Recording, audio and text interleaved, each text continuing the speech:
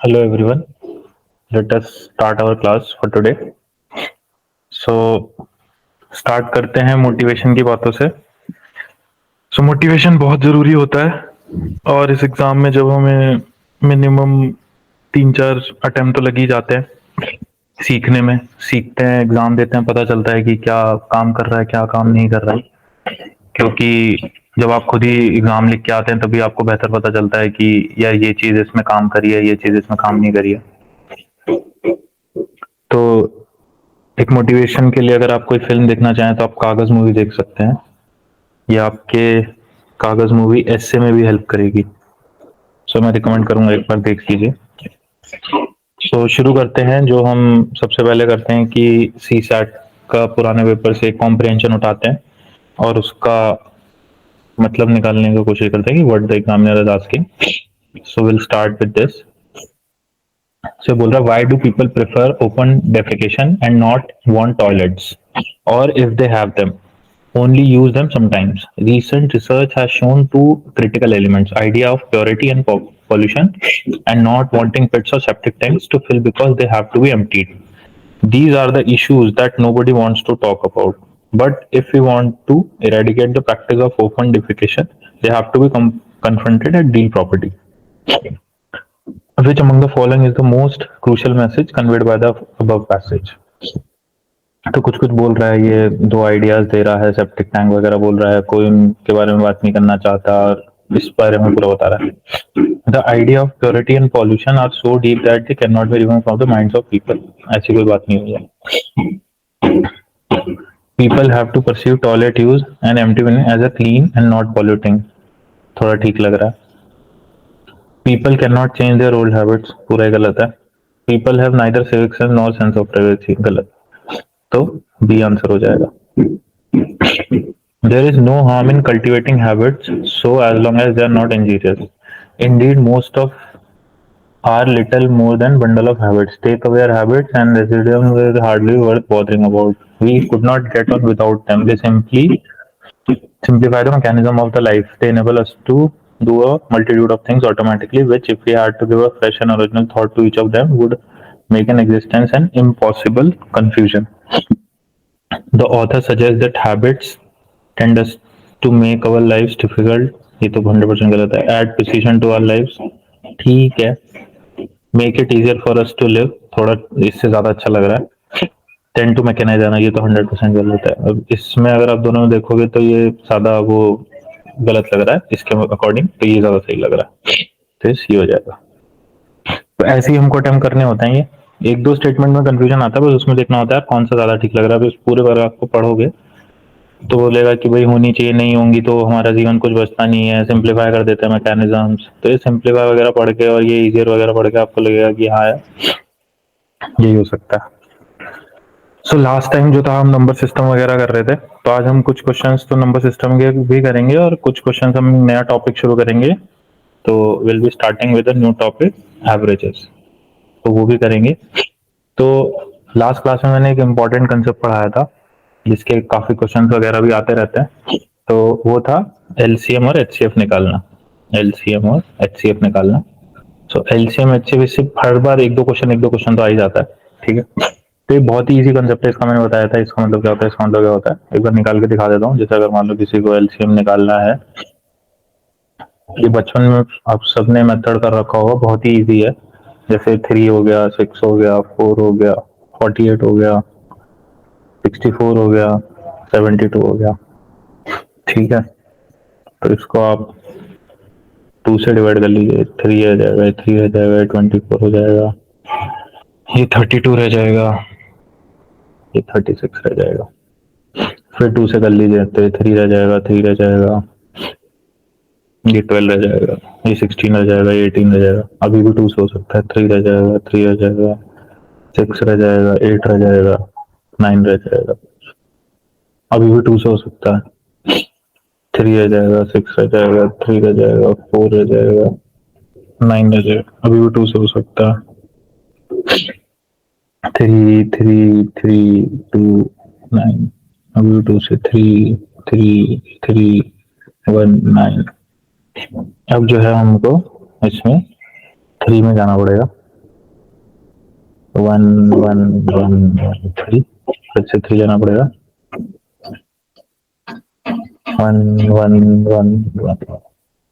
तो इसका अगर हम एलसीएम देखेंगे तो हमारा एलसीएम जो है वो आ जाएगा two into two into two into two into two into two two three into three. ठीक है, एलसीएम निकालने का फंडा था। एचसीएफ निकालने का फंडा होता है कि जैसे मान लीजिए दो वैल्यूज हैं 12 एंड 18, इनके बीच में हाईएस्ट कॉमन फैक्टर क्या है। तो अगर 12 को आप लिखोगे तो it is to into two into three, इसको लिखोगे तो it is two into three into three.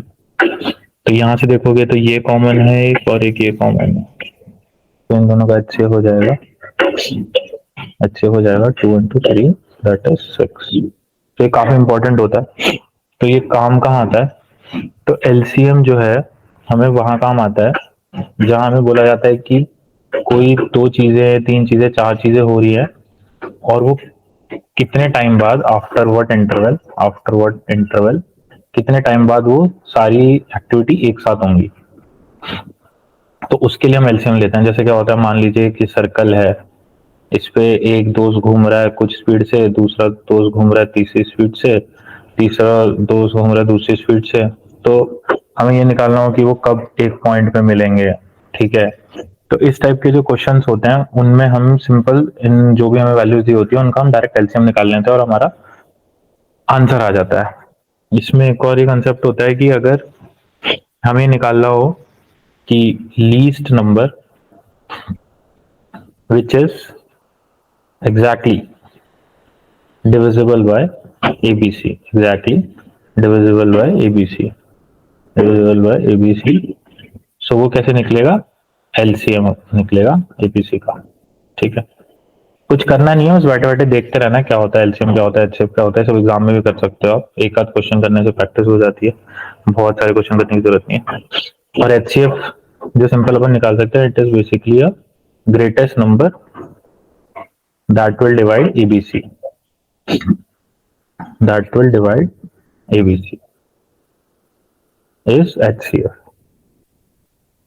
ठीक है, इसमें एक इंपॉर्टेंट कंसेप्ट होता है, कभी भी हो सकता है पूछ ले कि HCF और एलसीएम निकालना फ्रैक्शंस का, ये थोड़ा सा हो सकता है कि देखना पड़े। तो इसमें बस कुछ नहीं करना होता है, जैसे फ्रैक्शंस का अगर एलसीएम निकालना है तो it is basically LCM of numerator upon HCF of denominator, ये करना होता है तो एलसीएम निकल जाता है। और एचसीएफ निकालना हो तो HCF of numerator of fraction plus LCM of denominator of fraction. ठीक है, एग्जांपल से करके दिखा देता हूँ। तो जैसे मान लो आपको नंबर दे रखे हो 14 बाय 35, 33, 42 बाय 55, 25 बाय 21,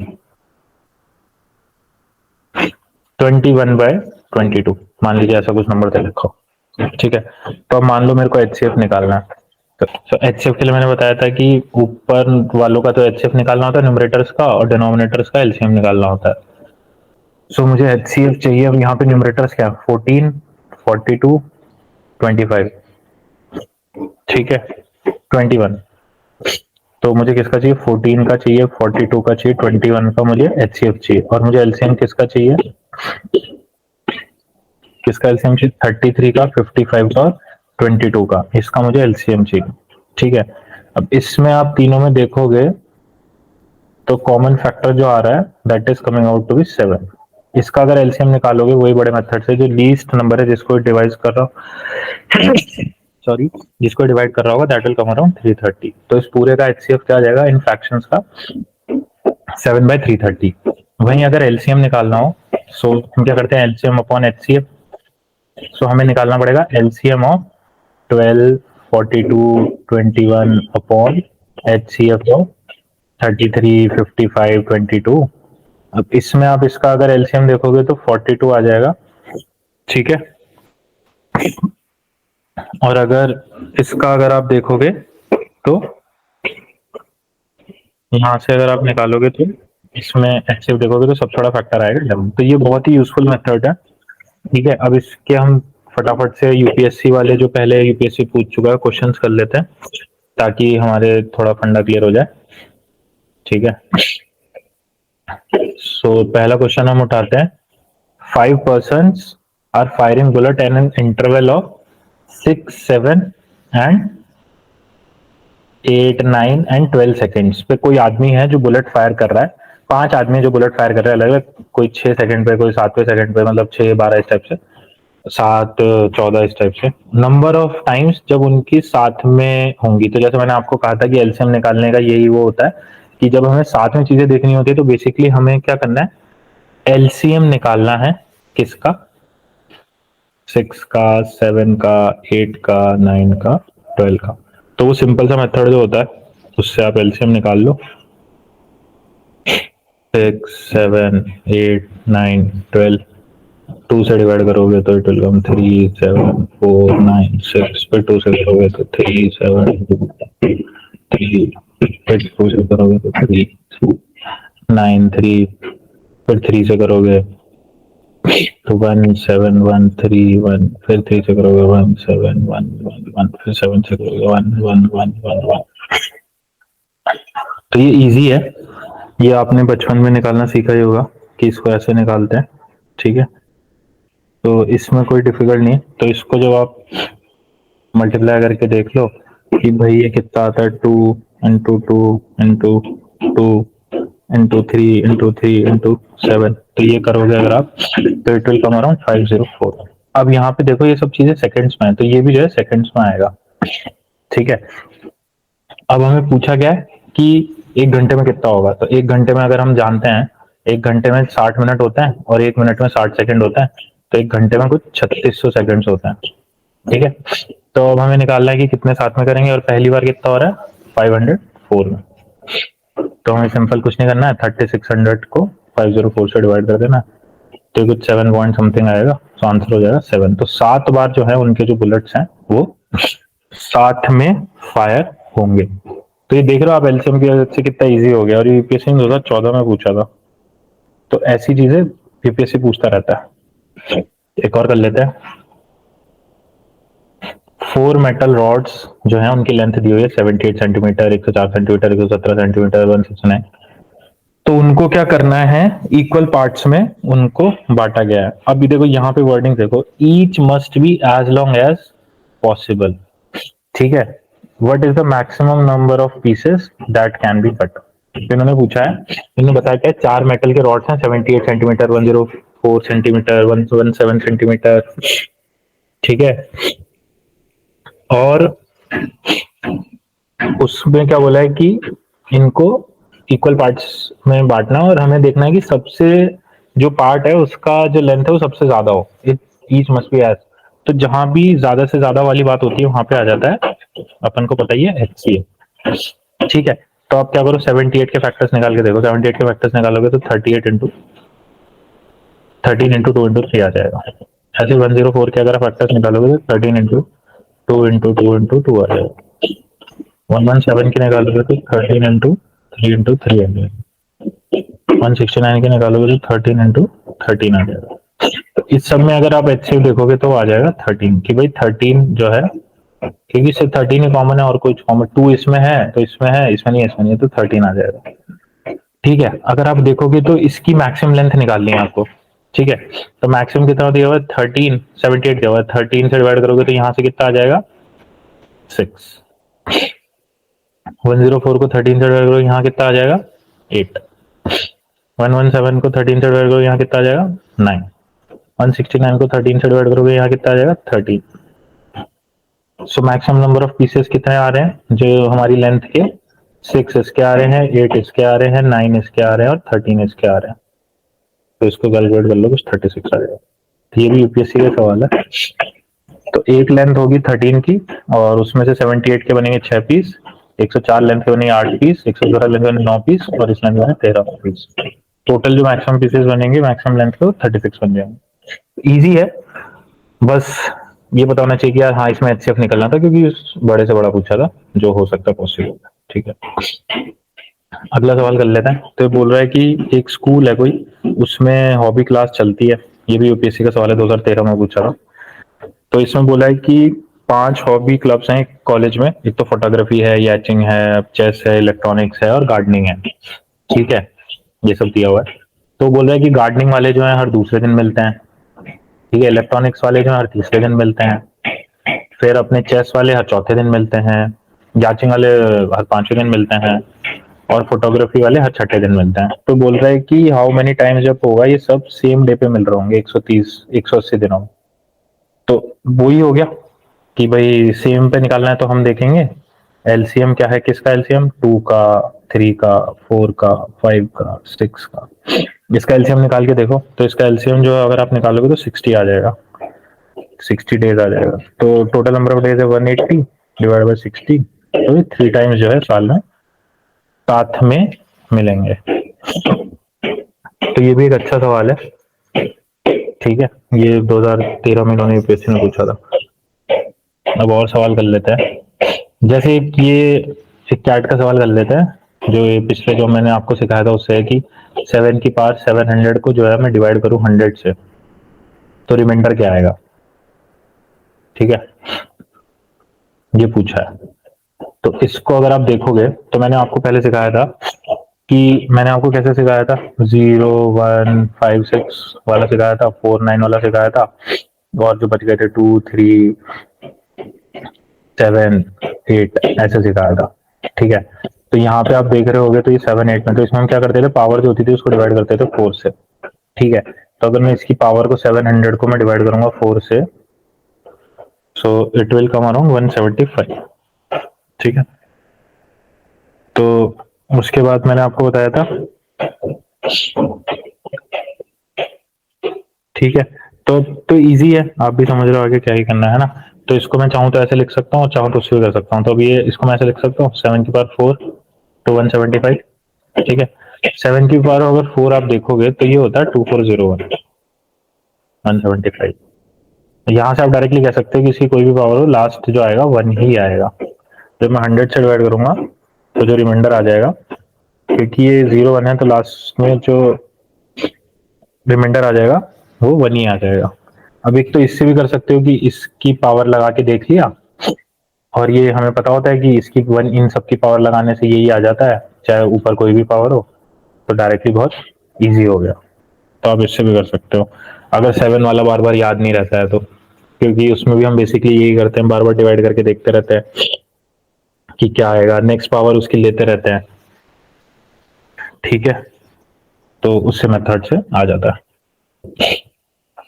अगला क्वेश्चन कर लेते हैं। अगला सवाल क्या है, x+2 जो है HCF है, दो टर्म्स का इनका, x square plus x plus D का और एक्स स्क्वायर प्लस सी एक्स प्लस डी का। तो हमें पता होता है कि इसका मतलब ये है कि x+2 जो है इन दोनों इक्वेशंस को सेटिस्फाई करेगा, एक्स प्लस ए एक्स प्लस बी को भी और एक्स स्क्वायर सी एक्स प्लस डी को भी, इन दोनों को सेटिस्फाई करेगा।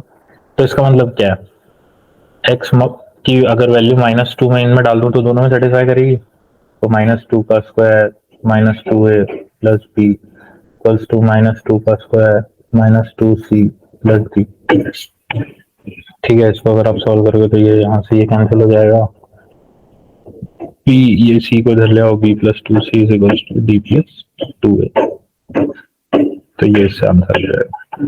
तो इसको ये याद रखना है, एचसीएफ का मतलब क्या होता है कि भाई ये फैक्टर इसमें भी है और ये फैक्टर इसमें भी है। तो इजी है। ठीक है, एक और सवाल कर लेते हैं, ये भी यूपीएससी का ही सवाल है, 2007 में पूछा है शायद, 2007 में पूछा है शायद। ठीक है, ये कर लेते हैं, एलसीएम निकालना है इसका, इसका और इसका। अब ये लिखा हुआ है x square minus Y square minus z square minus 2yz।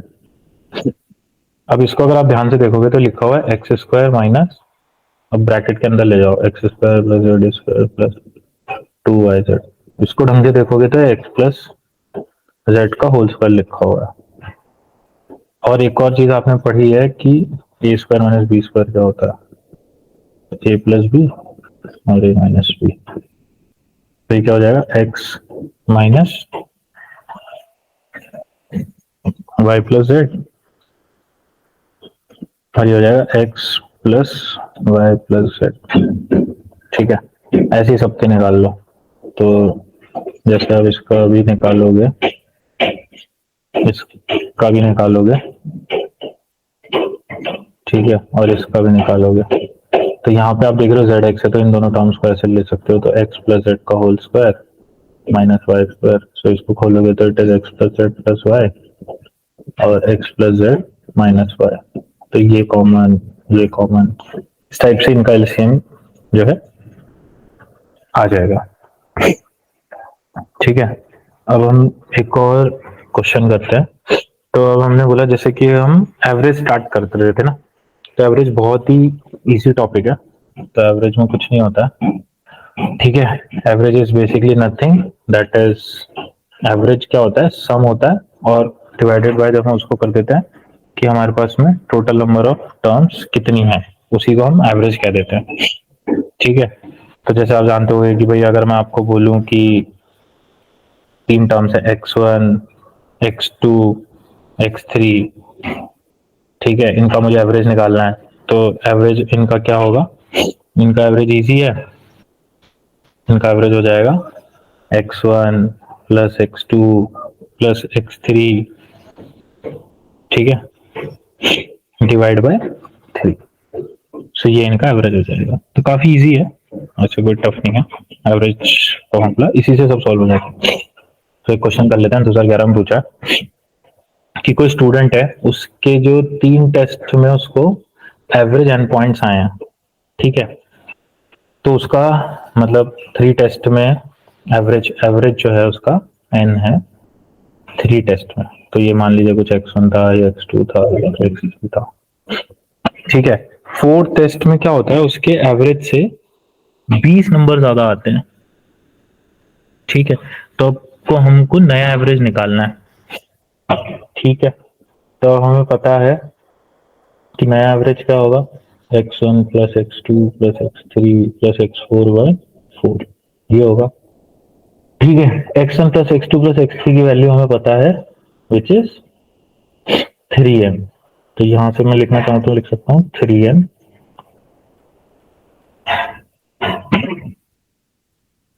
ठीक है। और जो x4 है उसमें हमें दिया हुआ है कि x4 is previous average plus 20, ये देखो ना, एवरेज बाय 20 पॉइंट्स। सो ये क्या बन गया, 4n प्लस 20 डिवाइड बाय 4।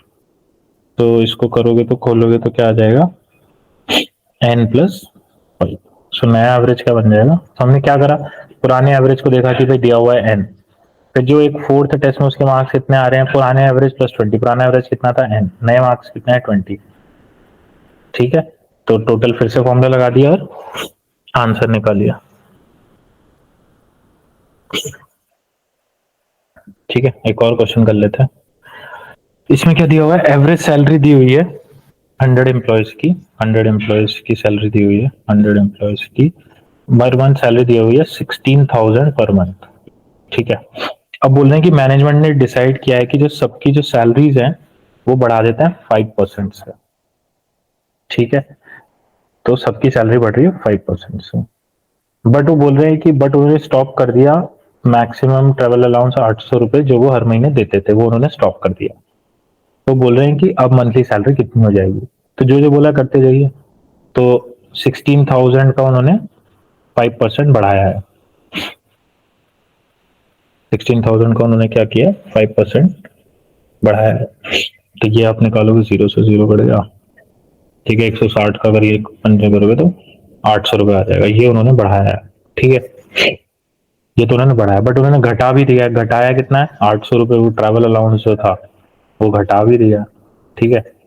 तो पुरानी सैलरी कितनी थी, 16,000, उसमें 800 इन्होंने बढ़ाया और 800 रुपये घटा दिया, तो एवरेज सैलरी कितनी है, 16,000 ही आ गई। ये यूपीएससी ने 2007 में पूछा था। कंपनी ऐसा करती भी है कि रेस दिखा देती है और फिर कहीं और से सैलरी कम कर देती है, तो ये तो बहुत ही होता रहता है, तो मतलब, तो हमने एवरेज भी देख लिए, ठीक है। तो एवरेज के और क्वेश्चंस भी करते रहेंगे, तो उसके साथ में एक नया क्वेश्चन करते हैं। ये एक्चुअली कैट का क्वेश्चन है, काफी अच्छा सवाल है, इजी भी है, कर लेते हैं एक बार। तो ये क्या बोल रहा है कि the number of girls appearing for the test is twice the boys. तो अगर मैं बॉयज का नंबर जो है x ले लूं तो गर्ल्स का क्या है 2x, तो गर्ल्स जो अपेयर कर रही हैं 2x कर रही हैं, तो टोटल अपियरिंग स्टूडेंट्स कितना हो जाएगा, अपियरिंग स्टूडेंट्स कितना हो जाएगा x plus 2x that is 3x। ठीक है, अब क्या बोल रहे हैं कि 30% of the girls and 45% of the boys gets admission, find the percentage of the candidates not getting the admission. ठीक है, so getting admission, getting admission 30% of the girls, 0.3 into 2x, so it will come 0.66। boys getting admission कितना है 45% into x। ठीक है, 45% into x, तो ये कितना आ जाएगा, it will come 0.45x। ठीक है, तो ये आ गया जिनको एडमिशन मिल रहा है। तो नॉट गेटिंग एडमिशन कितने आ जाएंगे, नॉट गेटिंग एडमिशन कितने आ जाएंगे, सिंपल सा है 3x जो टोटल नंबर है उसमें से माइनस कर दो 0.6x, माइनस कर दो 0.45x। भाई इनको तो एडमिशन मिल रहा है ना, तो इनको घटा देंगे, तो इन दोनों को जब घटा दोगे टोटल नंबर ऑफ जिनको जो टोटल नंबर थे तो आ जाएगा जिनको एडमिशन नहीं मिला, कितने को नहीं मिला 1.95x। अब परसेंटेज निकालना है जिनको एडमिशन नहीं मिला है, तो सिंपल होता है जिनको एडमिशन नहीं मिला है 1.95x और जो टोटल नंबर अपीयर हुए थे वो थे 3x, तो सॉल्व करोगे तो आ जाएगा 65%। ठीक है, तो आज हमने ये सब किया, तो हमने देखा कि आज भाई हमने एवरेज के क्वेश्चंस कर लिए। ठीक है, एलसीएम एचसीएफ पढ़ लिया और उसका देख लिया कि एलसीएम वाले सवाल जो होते हैं वो कैसे वो सॉल्व करते हैं कि भाई जब अलग अलग टाइम पे चीजें हो रही थी कैसे। एचसीएफ का देख लिया, ज्यादा से ज्यादा उनके फैक्टर्स देख लिए क्या होते हैं। ठीक है, अलग अलग सवाल देख लिए, एवरेज के सवाल देख लिए, तो ये हो गया। तो आज जो है हम क्लास यहीं पे खत्म करते हैं, तो इसको बैठ के बस एक बार सुन लीजिए और आपका काम हो जाएगा। तो थैंक यू एवरीवन।